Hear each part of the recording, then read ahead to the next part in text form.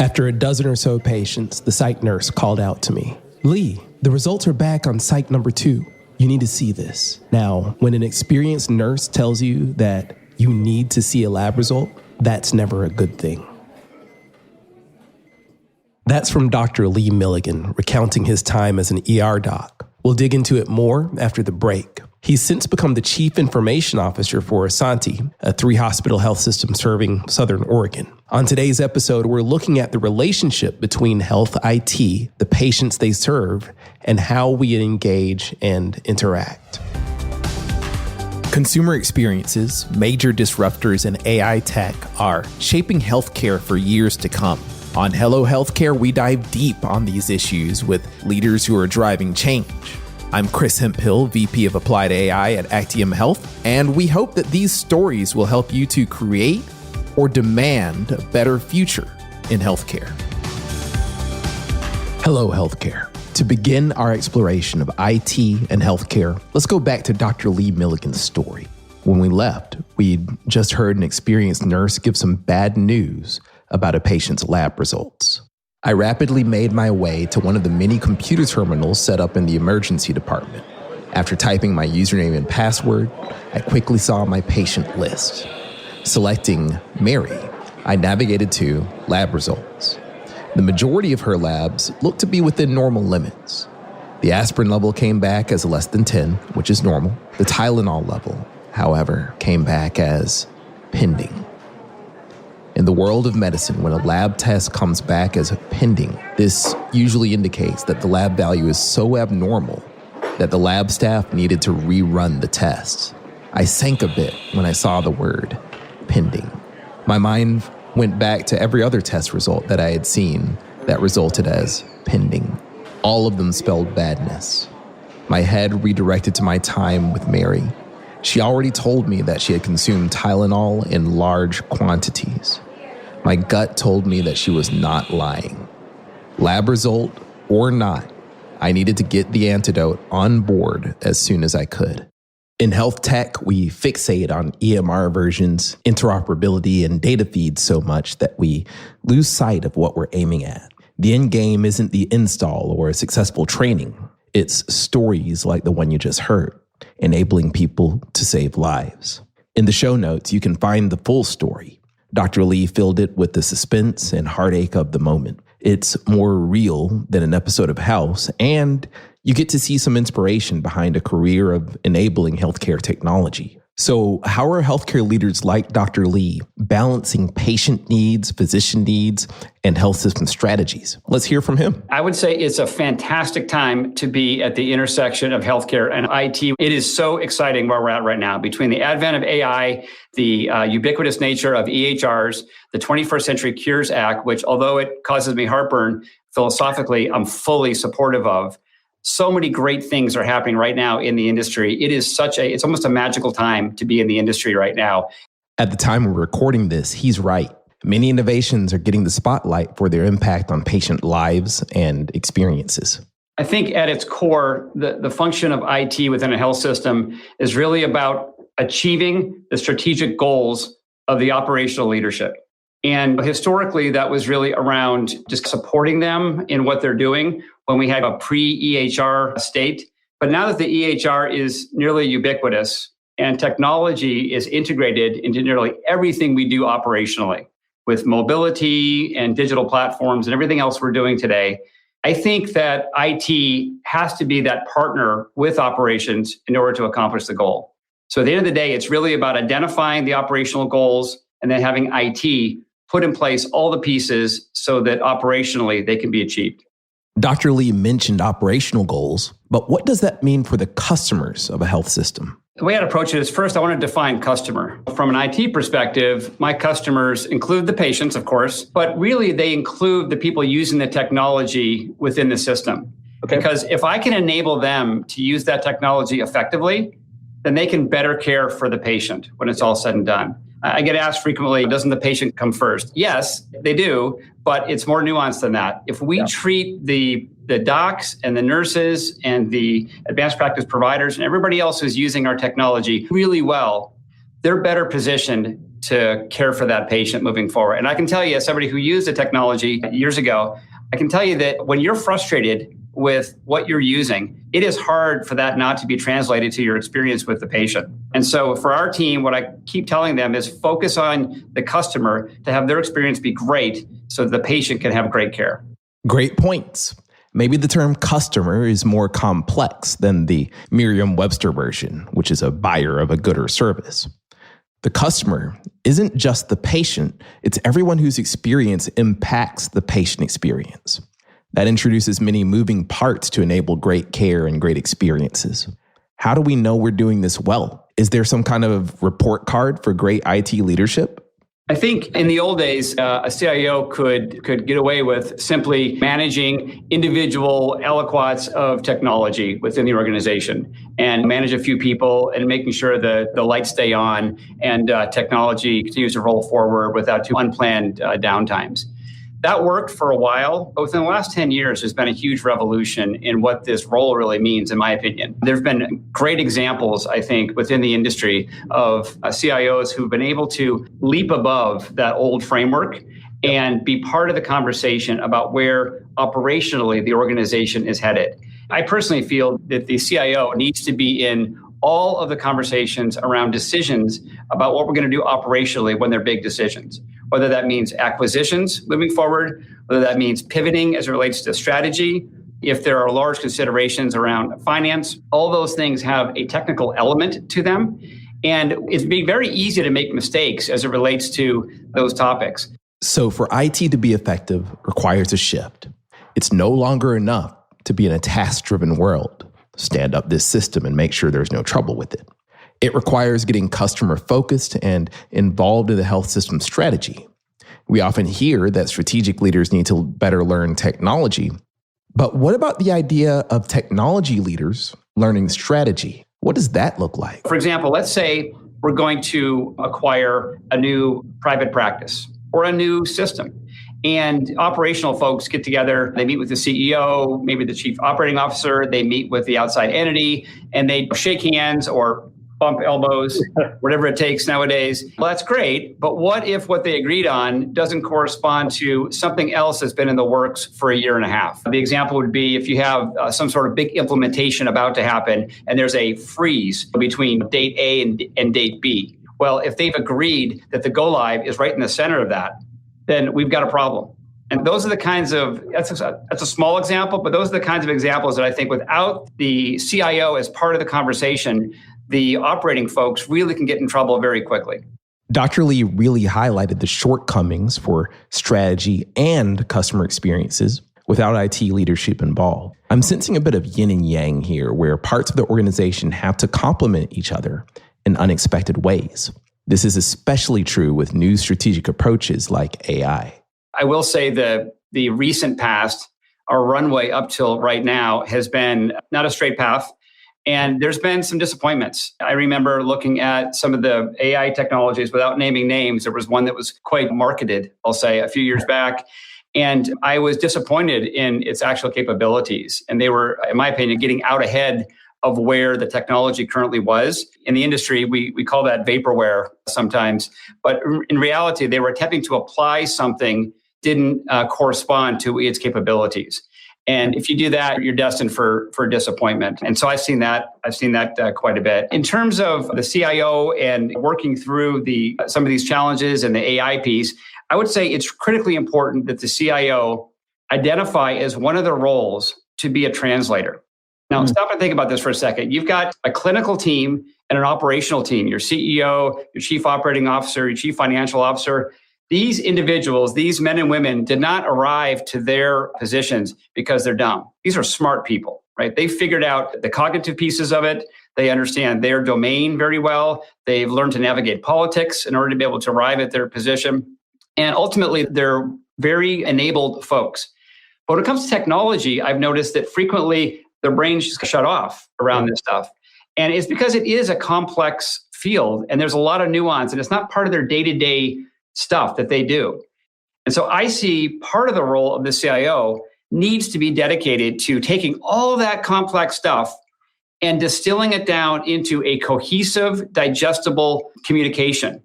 Because ultimately, if they can understand the basic framework that we're talking about, they can be your ally in making a good decision about where to go. Because these are smart people.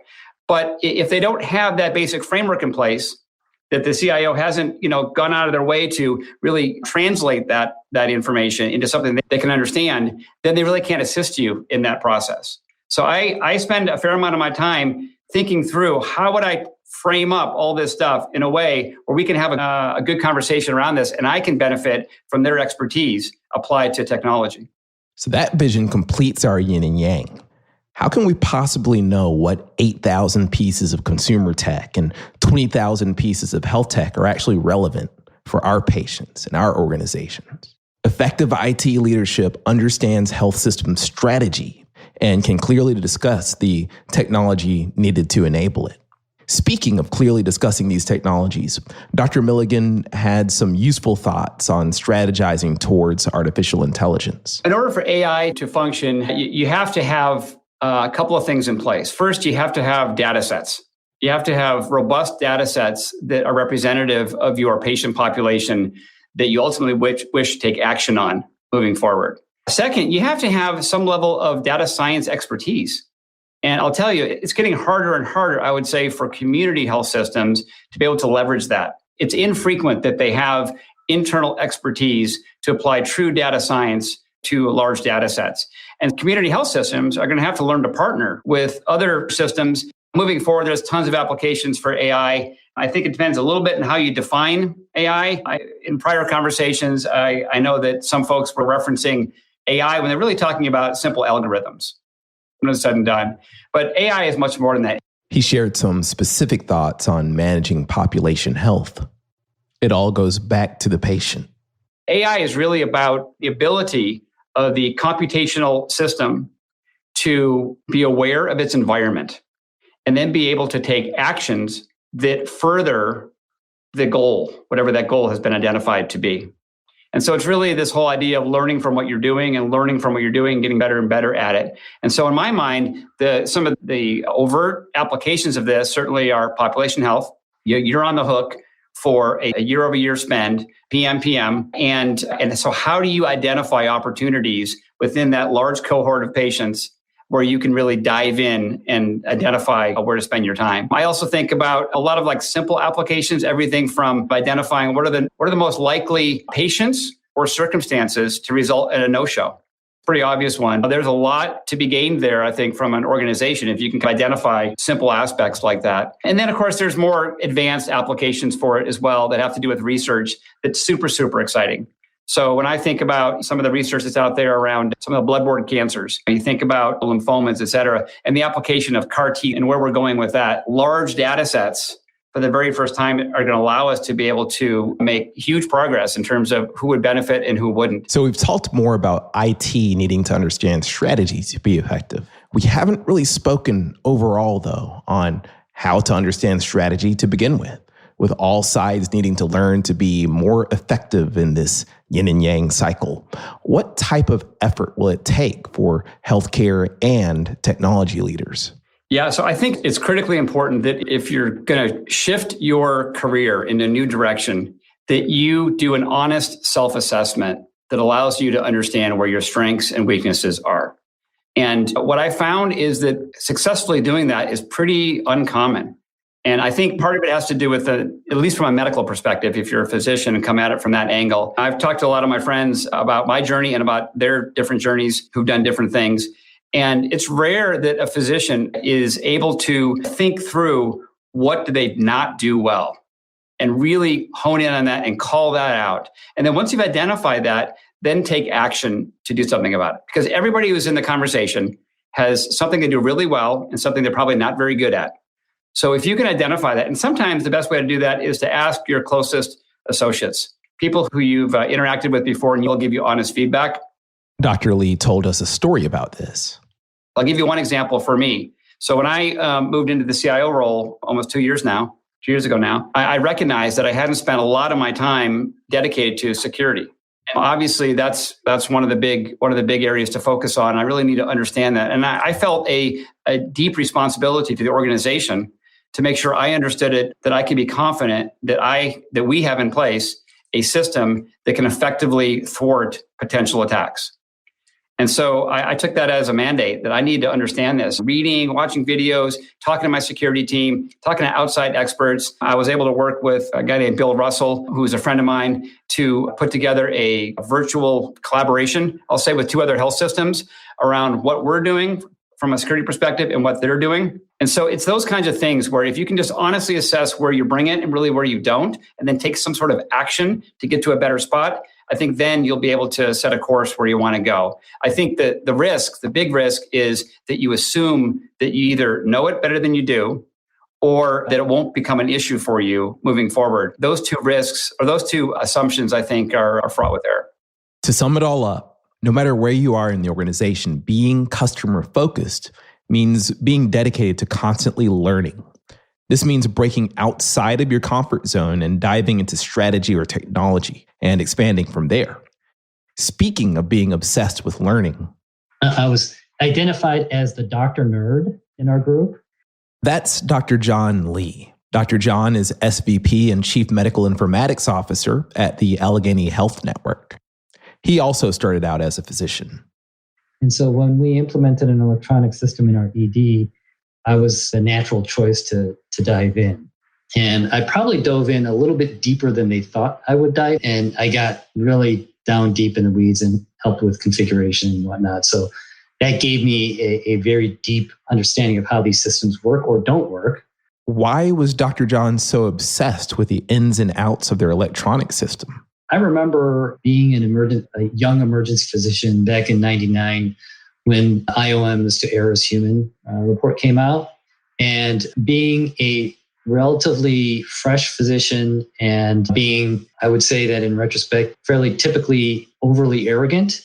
I thought the report was a bunch of hogwash, and it was just a conspiracy to try to buttress trial lawyers in suing physicians. But then fast forward, as I've done some of my administrative time, and I started actually looking at some of the systematic things that occurred in our system once I got to my role as a CMIO, I realized, and then I actually went back and read the report, that the title is very appropriate.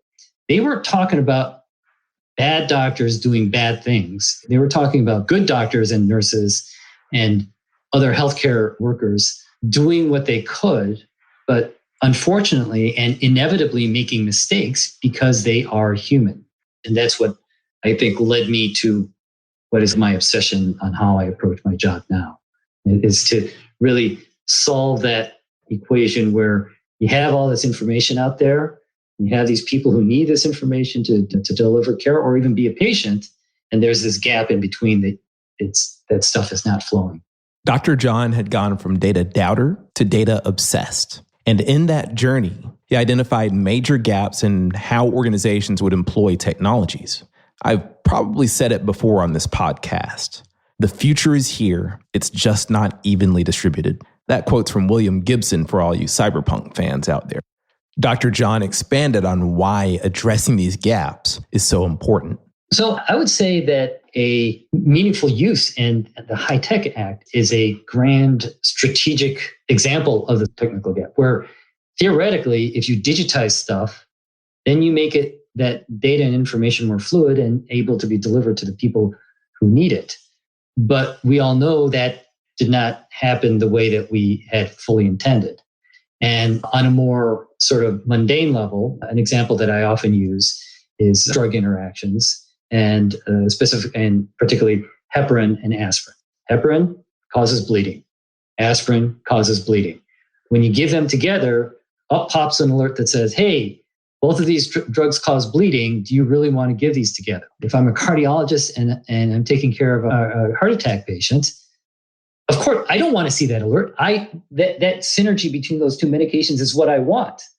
So you have this technology and the information and the data saying, yes, these two medications theoretically do cause bleeding, but in certain situations, you do not, or actually in most situations, you do not want to actually fire that. But you want to be more nuanced about it rather than having it just be a binary fire or not fire decision. Great point. In healthcare, where lives are at stake, all it takes is one exception for it not to be a clear binary decision. And so what you need to start doing is infusing things like, has the patient's hemoglobin gone down? What's the patient's platelet count?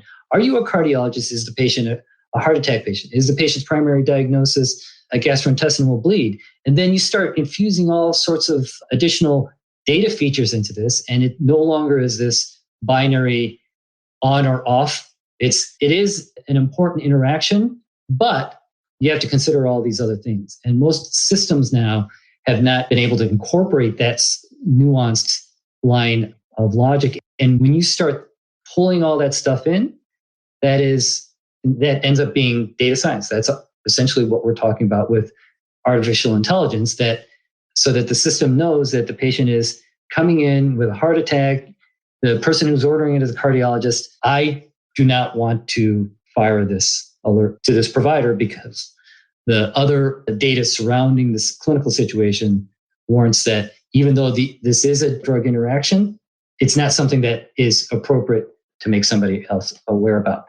And so then you multiply that out times, I don't know how many millions or billions of other similar sorts of decisions and data points that exist in all of our healthcare systems. That's the problem that we're trying to solve. That's where the technology has to be bridged with how things actually work in the real world, the piece of it. And I think ultimately data science and artificial intelligence is going to be the solution to that. Okay, so I think I'm starting to understand. If we're able to bridge the socio-technical gap, then we can start delivering the nuanced care that our patients deserve. Providing the nuance needed for a personalized approach is a perfect North Star. However, that does beg a question. How do we get the data that enables this level of nuance? I think there are two elements to that. I think just from a basic housekeeping perspective, you have to have a single place to house this. You have to have some sort of data warehouse, or you can't be looking in multiple places to find the data that you need to power these tools. The second element, I think, is that the data that we have in healthcare is so unbelievably. There's all sorts of crap in our healthcare data that really is not only irrelevant, but also leads to incorrect conclusions. A perfect example of that is something called the Glasgow Coma Scale and the SOFA score. The Glasgow Coma Scale is a measure of how alert you are as a person. And then that is one of the features that contributes to something called the SOFA score, which is a summation of how sick you are as a patient. And this came up relatively recently as we were going through some of the COVID crisis. As we were doing this calculation of the Glasgow Coma Scale and feeding into the SOFA score, we realized that a lot of patients were getting Glasgow Coma Scales of 3, which is the lowest score that you could get.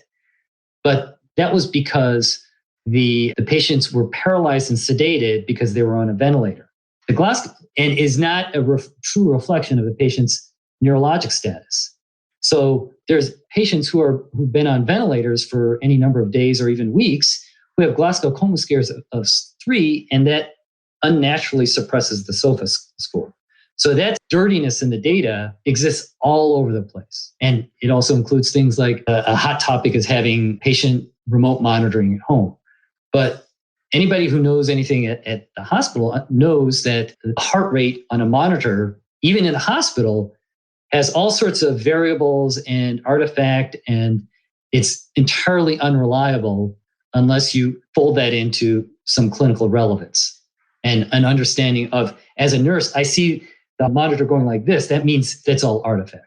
Now, if it goes like this, but the patient is comatose and they have a history of ventricular fibrillation, then this thing means that the patient's about to die. So that sort of understanding and clinical context that is missing in a lot of the data that we receive that would feed into these data science models. And what you have to do is you have to actually clean the data so that when you're calculating the SOFA score, you exclude all the Glasgow Coma Scales after the patient got sedated and paralyzed, or that you do some sort of pattern recognition and join that with if the heart rate is going like this and the patient is walking around, then no, the patient is not in ventricular fibrillation. And it's that sort of cleaning that needs to be done to make those sorts of data all that much more powerful for feeding into these engines and algorithms. And the analogy that I've been using a lot is, I think many of us have heard the adage now, data is the new oil. Okay. So the problem is that we have like really bad crude oil right now. Nobody would think of taking crude oil and dumping it in your car and expecting it to run. What we need is a refining process. You take that crude oil, send it to the refinery, kerosene, jet fuel, all sorts of tar, and out another product is gasoline, which then gets shipped out. And that is something that you can actually use in cars. And that sort of process is what we need to do. I'll repeat that. Data is the new oil, but it takes refinement and processing to make it usable. If bridging this socio-technical gap and providing patients with nuanced care is the goal, how do we get there? Dr. John reflected on his transition into Allegheny Health Network and how he got started. I think what I've done is, in large part, the time that I've spent here so far has been just listening and hearing where are the gaps, at least heuristically from the perspective of the administration or the clinical end users. And then people in our profession can help out is that we can take those gaps, those places where there are deficiencies, and think up technical solutions to bridge those gaps. So that if there is a problem with a particular clinical outcome, then think up some sort of decision support tool that is elegant, that people would actually use and understand that actually is helpful for them, rather than just another pop-up that is bothering their workflow, which is a very common phenomenon. I think one of the stories that came about from my previous organization is that we had this thing in our system called a preference list. And it was built by an analyst when we went live.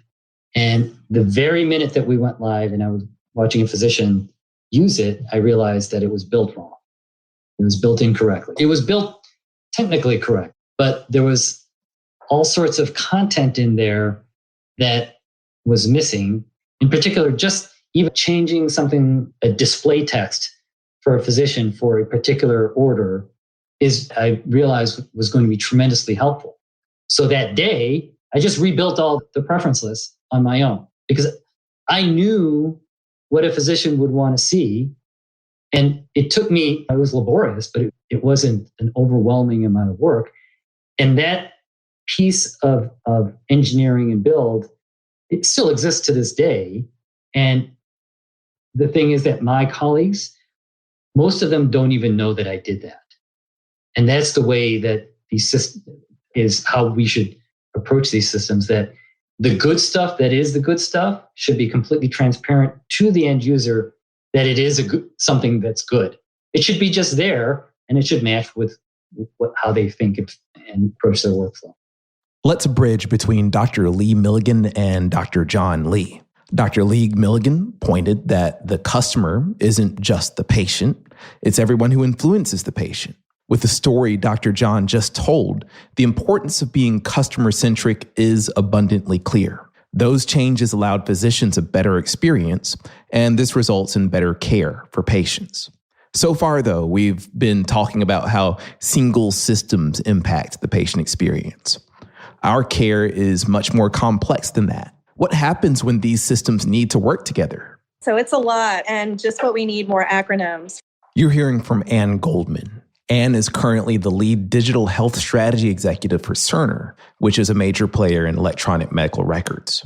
When we were talking to her, she was at Multicare, a health system in Washington focused on interoperability. So FHIR is just really HL7 over JSON. And the FHIR resources in the past few years have become more sophisticated and more developed so that we actually can use them. So just to break out, because Multicare, the organization where I'm employed, we are part of Care and Blue Button, but we're also part of DaVinci, and they are two separate things. So they are very much interrelated in many ways, and they both do have the backing of CMS and other parts of the federal government. So Carin is more consumer focused. And that's Carin with a C, C-A-R-I-N. And that is more about you as a consumer having access to your healthcare information, whether it be a payer or a provider. Okay, so that is a lot of acronyms, but don't be scared. Complex things are just collections of simple things. Solve them one at a time, and eventually things start working out. I do believe we are finally going to be able to take advantage of all this investment. But that doesn't mean that it'll just happen for you as an organization. There's still a significant amount of lift on the organization side. But there's a couple things that have played into this. I think there's been just early adopters have had success, just a normal kind of, I say, maturity curve of any technology. But also, I believe that we have engaged leadership on it. But I think another factor here is the big technology players, that healthcare organizations are also investing in this quite heavily, and they very much want to see it succeed. And so it gives you a jump start as an organization to be able to invest in this rather than building it yourself. That's why I think we're right to actually make this happen. That's great, but how do we actually know when we're achieving success? This is where the government is way ahead of everyone else. So CMS has had great results with this and now is mandating it, highly suggesting it now, we'll mandate it later for everyone to follow suit. So that is our early adopter. In terms of what is a measure here, the instantaneous nature of being able to exchange information through FHIR, that is the success in itself. How we're able to respond to errors, whether it would, with any of these use cases, gaps in coverage, I'm going to name the three later on, but membership or even our Med Recon, which we're currently in our auditing phase, the time saved in the error reconciliation alone is a very good metric for success. Currently, we are in the Med Reconciliation post-discharge use case. This is a great use case, by the way. Medical reconciliation means identifying all medications that a patient is taking, how often, and how much. It's a process that can take up to 45 days. Remember those pains that Dr. John was discussing when certain drugs interact? Doing this quickly helps prevent that. And really quickly, just going through the steps. First, you have, of course, the discharge, right? And then you have the discharge medication list, right? And then you need to exchange this medication list with the actual provider who is, and when I provider, not the provider who perhaps did your surgery or who wrote your medication prescriptions in the hospital, but your provider that you do the 30-day follow-up with. And then you need to also have these medications listed in the EMR for that 30-day follow-up. And then there has to be the reconciliation, and there has to be the attestation of that reconciliation. And that attestation is the part that we're auditing right now as part of Da Vinci, because the attestation is not necessarily charged. How do you drop that you've done the attestation in the provider office? That's why we have had to actually augment FHIR with some work in Clarity, which is the Epic relational database for those who might not know. Again, don't be scared of complexity. One step at a time. That is our first use case that we are underway. We started with regions and what the med reconciliation post-discharge. So being able, once you leave the hospital, you're discharged from the hospital, the medicines that are prescribed to you and the medicines that you are taking when you have that follow-up visit with your primary care or your specialist in the office, that is a measure on a lot of value-based contracts. To go from a process of up to 45 days to happening upon discharge, that's a major move. How does this impact the patient? Particularly with our seniors who, I got to tell you, I worked in pharma a long time, and I am confused on my orders with medication when I've left the hospital. So I can only imagine for our seniors how difficult this might be, as well as anybody else. Having that true on the medications, making sure you're taking them correctly, there's not any contraindications and so forth. It's very important, and that's why it's a measure for value-based care. And getting this information from the payers to the provider on a timely basis within that 30 days it's just been really challenging. And it's been a manual process in the past. So that is the piece that we have focused on first. And it was one of the first use cases actually out of Da Vinci. So that is the use case that we are working on right now. And how did we enable it? We have an API gateway. We do not actually we are standing up our FHIR server actually through Azure. They have been wonderful partners with us, and FHIR as a service is something that they offer. You can either manage it yourself or have them manage it. We're still going back and forth on that. So We are working not just to receive this data, but also push the data back to the payer as well to make sure that the attestation is done, not just with the Clarity file to say that we've attested, but also the information through FHIR.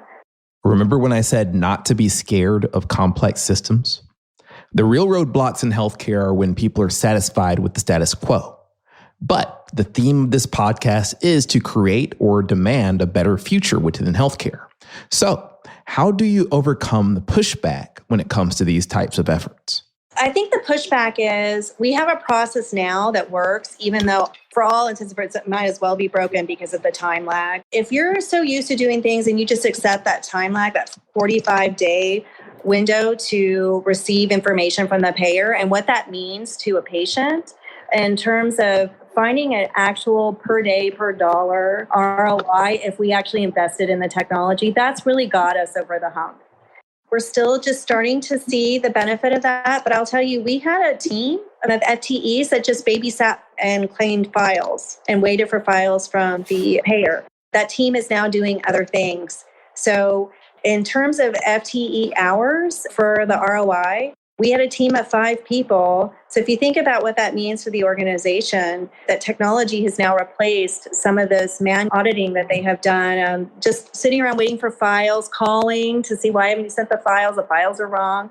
That in itself is starting to prove out the measure we had, which was the FTE hour spend on doing this work, as well as how much a misattribution was costing us in write-offs for perhaps a member that acquired services that wasn't attributed to us. We would write that down as an organization because they're seeking care. That is the business we're in. We are going to give them the care, but they attributed life to us. So far, we've gotten deep perspectives on bridging the patient experience, patient care, and strategy, all to health IT. As we just heard from Anne, learning your organization's strategic language is especially important. While we're focused on saving and improving lives, we often have to discuss in the context of investments and returns. Still, we like thinking beyond that. I wish they could see the power of what we're talking about. I wish that they fully understood this ubiquity of knowledge that could exist around the world and the lives that could be saved. I'm really passionate about how important data is in creating knowledge and how important that knowledge is for caring for people around the world. That's Marc Probst. Marc used to be Chief Information Officer at Intermountain Healthcare. He's now CIO at LK. As a health IT leader, Marc doesn't just focus on specific health systems populations. He's focused on the role that data plays in addressing global health issues. He shared his thoughts on this. Wow. I mean, that to try and prioritize that really is trying to get into the heads of people and what's most important to them. To a diabetic, having good information about glucose levels and how they're living their lives and the activity that they're involved in, that's the most important use of data. To somebody with heart disease, some of the data is the same, their activity and those kind of things, but then there's very specific data important to them. I remember giving a talk where the statement I ultimately made, because I was focused in that particular discussion around the standards and the value of standards in healthcare. And my point was there's huge disparity around the world in providing healthcare. And a lot of that, there's a lot of reasons for that disparity. But if we could standardize data and understand data, we could share knowledge, right? So if we can now have data that means the same thing in Kenya as it means in India, as it means in China, as it means in the United States, then the knowledge that's starting to get created in each of these locations could be shared because now it's meaningful in each of those different areas. And the point I got to in that particular talk was that there are literally hundreds of billions, if not trillions of dollars that could be saved, and tens, if not hundreds of millions of lives that could be saved if we could get to those standards and share that knowledge across the world. And then we could start to see some of those disparities go away. Because it's not necessarily the medical devices, although they're important. but it's really that knowledge that's going to save the lives. So it's a long way around to your answer, Chris, but it's really dependent on the individual and what's most important to them, or population, I guess, and what's most important to them. Still, again, I've been repeating myself. Complex things are a series of smaller things. In this case, even though we're thinking globally, we have to act locally. So, where we work, how should we view leadership's role in making healthcare work for our patients? Should this be entirely top-down? Listen, leadership's still important, and that doesn't necessarily mean top-down, but leadership is still important. And some of these, if you're dealing in a clinical situation, you're a clinician, you're dealing in the hospital or in a clinic, you're busy. It's not that you don't want to do these things, you're just busy.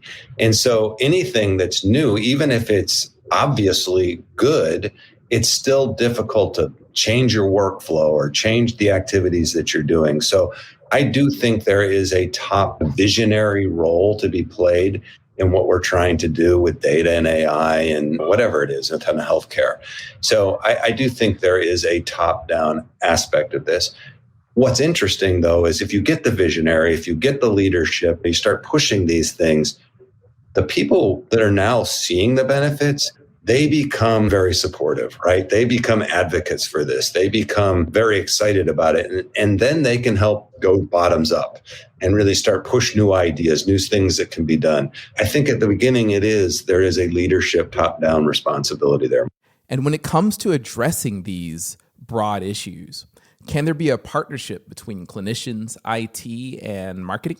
And how good is that for the patient? And how good is that for the health system? And I'm not talking Intermountain, I'm talking about the industry itself or everyone involved with health. Just think if we can, as we become better at this, how many lives we can save and how much money we can save out of a very taxed system. But yeah, and when I started Intermountain and I saw Terry out there, remembers helping Homer Warner, I actually knew Homer. Homer Warner was a cardiologist who pioneered many medical and informatics technologies. He died about 6 years ago, and it was really a sad day, but he was just as great as can be right up until the time that he died. But we had this clinical data because that's what Homer was a physician and that's what you could collect at the time. But like you said, marketing's got access to all this metadata and social media data and all these other data sources that combine. And that's where a lot of the proactive work can be done. We can see someone has a proclivity toward diabetes, but we can also then look at social media and say, well, hope you enjoyed that Whopper and milkshake. And maybe we can do more of that. But the whole idea of what we're doing clinically and what we're trying to do, I hate to use the term marketing, but that's where the activity is, that we're doing the outreach and those kind of things. And where we're bringing that data together, the power is just amazing. It helps to know that there's support from an outreach perspective. When it's focused on getting people to make healthy decisions, marketing actually isn't a dirty word. What about getting buy-in from the clinical side of the house? This is my experience, but in my experience, it was showing them the value of what we were doing, like advanced decision support. When we came out with decision support, it was this from the physicians. We don't want that. It's cookbook medicine. You're telling me how to do my job.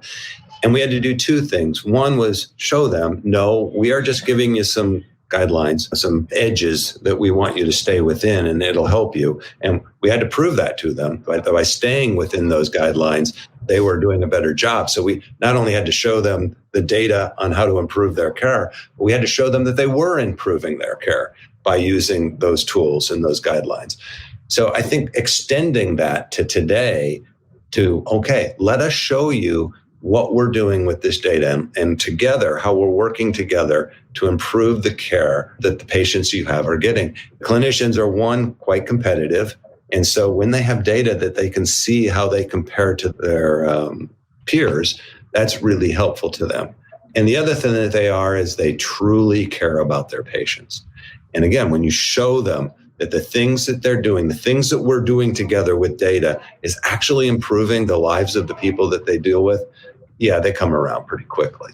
Ultimately, what's the corporate driver that's going to enable data and care on this scale? Is it value-based care that's going to push us in that direction, or is it competition to push us there because we don't want to lose? Or is it old-fashioned fee-for-service revenue? All three of the examples that you just outlined are financially based. And clearly, as the good sister said, no money, no mission. And that still drives a lot of our thinking. So I think from a corporate perspective, and I am not being judgmental here at all, because I do believe in no money, no mission. And if you can't sustain the system, it's going to fall apart. Corporately, it is financial. And I do think value-based care is the thing that's incentivizing those corporate leaders to go that direction maybe quicker than they were. Fee-for-service was a different kind of mechanism. And you made money just because of fee-for-service. Value-based care is putting new pressures on the system and saying, no, we want you to save money. And by the way, if you save money, if you keep people healthier, you're going to make more money. And that's a good thing, right? That's incentivizing the system correctly. So I think value-based care has a lot to do with it. If you're a clinician, if you get out of the corporate suite, they still care about money because of what I just outlined, but they also really are close to the patients and they want people to be better. And so that's the incentive there. But yeah, what's driving it, I think, is value-based care, population health. Don't lose focus. You might drift off to thinking about a software system that's going awry or why an outreach campaign's numbers are off. These are important, but only in service of something greater. We shared these stories to show that even at the highest levels, there are people who remain focused on the patient through and through. Lives depend on how fast information flows. Well-being depends on the quality of outreach and engagement that people have. It's not about systems. It's about enabling the right choices at people's most critical moments. Don't lose focus. Thanks again for tuning into Hello Healthcare. If you like what you heard, we appreciate a review on Apple, Spotify, or wherever you're listening. You and your feedback fuel us. This conversation is brought to you by Actium Health. To get the latest on what these healthcare leaders are saying, subscribe to our newsletter on HelloHealthcare.com or join us for our weekly sessions on LinkedIn. Thanks, and when we see you next time, hello.